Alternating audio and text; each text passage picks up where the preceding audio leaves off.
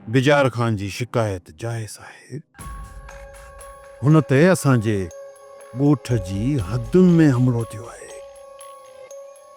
इहा असांजी कमज़ोरी चइबी। बाबा जानी, इहो सोढो ई सालू इहे त टके जा माण्हू हुया, पर तव्हां उन्हनि खे उन्हनि जी हैसियत खां वधीक इज़त ॾिनी ऐं उन्हनि जो दिमाग़ बि ख़राब थी चुको आहे। उन जे करे उन्हनि जी दिलि मां तव्हांजो ख़ौफ़ निकिरी चुको आहे। हा, पर तूं मूंखे इहो ॿुधाए त साले जो फौरी तौर ते कहिड़ो इलाज कजे?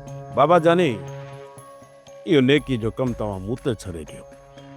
मां पाणे तो उन्हनि सां मोह ॾियां।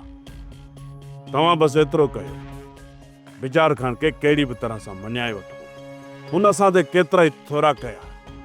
इहे साले हिकु अदना माण्हू जे करे असां पंहिंजा तालुक ख़राब त कोन कंदासीं न। पुट, बिजार खान दे ऐं पाण लंघे वेंदुसि या त कॉल करे संदुसि ग़लतफ़हमी दूर कंदुसि। मूंखे उमेद आहे त उनखे ॻाल्हि सम्झ में अची वेंदी। बाबा जानी, तव्हां उनखे इहा बि ख़ुशख़बरी ॿुधाइजो त कुझु ई ॾींहंनि में साले जी मुंडी उनखे तोहफ़े तौरु ॾिनी वेंदी ऐं बानो जो रिश्तो बि। फिरोज़ पुट, मुंहिंजी हिकिड़ी ॻाल्हि ज़हन नशीन करे छॾ हमेशह जे लाइ। जॾहिं न शींहं जो शिकार कबो आहे त उन में पंहिंजी जान बि ख़तरे में हूंदी आहे।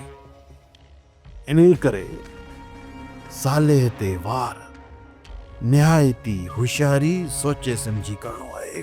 छा सम्झे? बाबा जानी, इहो कमु मां सोचे सम्झे कंदुसि ऐं इहो कमु मां उन माण्हू खां कराईंदुसि जेको साले जो पंहिंजो हूंदो। तव्हां बेफ़िक्र थियो। शाबाश साले, ये मौत पक्को अख में आड़े। सब्सक्राइब कयो असांजो official YouTube channel Sindh TV HD drama ऐं वधीक अपडेट लाइ बेल आइकन खे क्लिक करियो।